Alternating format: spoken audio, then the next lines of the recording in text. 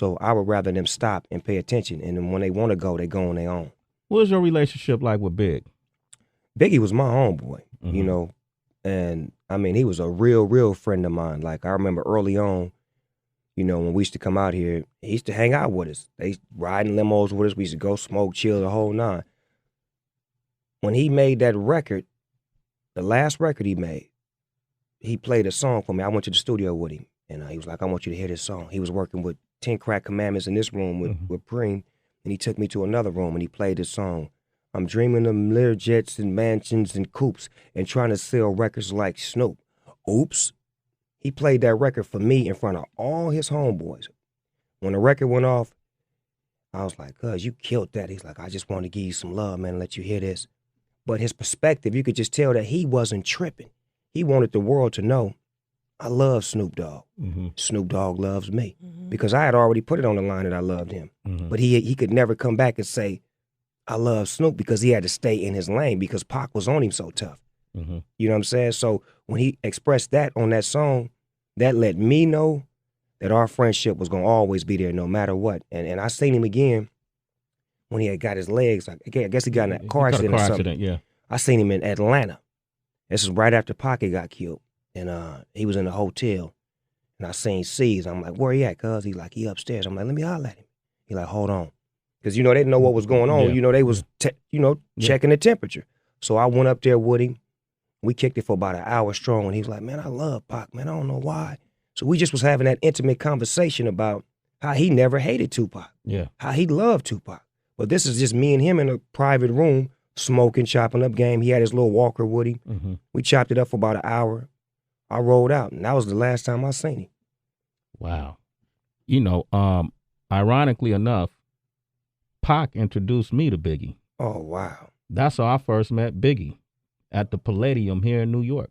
Are you serious? I swear. Pac said, swear, I want you to meet this dude. He's dope, blah, blah, blah. And they got on stage and performed together. And I always wondered how much of that beef was real, or was it? I think it was real because Biggie probably couldn't tell him what he wanted to hear. Pac was the kind of person that's like, he all in. He with you, he with you. So in so many words, if Biggie knew, or if somebody from Biggie's camp knew Pac had got shot, or who shot him, or who robbed him, Pac felt, tell me that. And when they didn't tell him that, even if they did or didn't know, that just turned it all bad. Because where we come from, if you know I'm finna get shot, robbed, or jacked, and you don't say nothing, you a part of it. So that was his emotions. But me personally, I knew C's and Puffy and Biggie and all them. I don't think they set him up. I think it was some situations that caused that, and they couldn't prevent that. And it was nothing that they could do. So it's like it puts both of them in a twist, because it's like, y'all my homeboys, y'all let me get shot and blah, blah, blah. But it's like, really, what could they do? You may have created that situation. Yeah. Snoop Lion is here. Wow. And I'm glad you shedding some light on this. You're reincarnated now. Yes, sir. You know, I always want to ask you, what's the last time you saw Pac? This is my last back in the day question until we talk again. When last time you saw him, and where was you the day he was shot in Vegas? Wow, the last time I saw him, he was laying in the bed, holding on to his last breath. Man.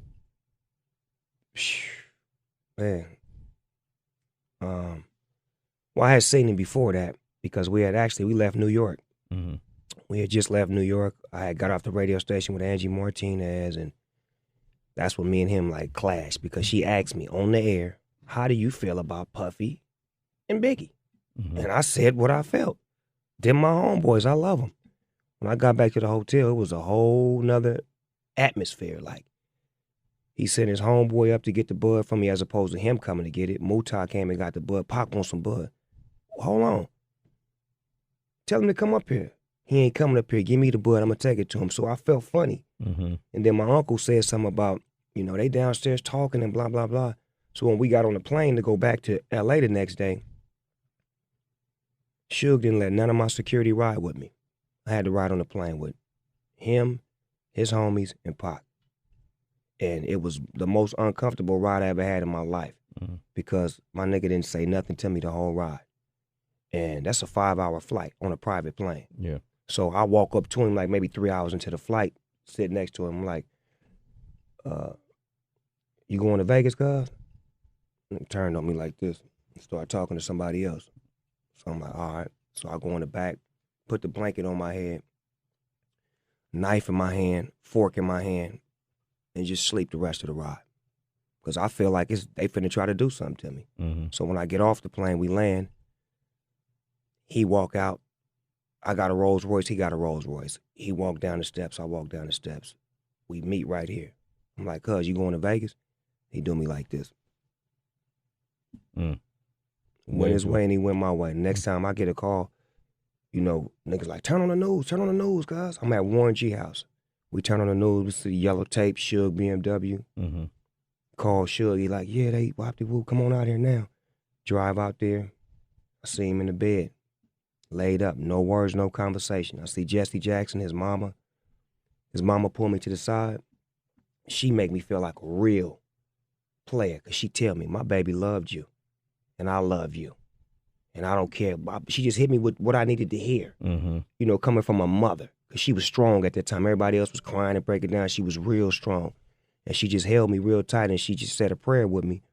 And I know I went there, I hollered at him for about 20 minutes, and I went in the bathroom, I fainted, I threw up. I just was like, I was gone. Like my whole, because me and my homie wasn't straight. Mm-hmm. You understand what I'm saying? It's like, I'm not even gonna be able to apologize to him, or even just to tell him, I feel you, I'm wrong or whatever.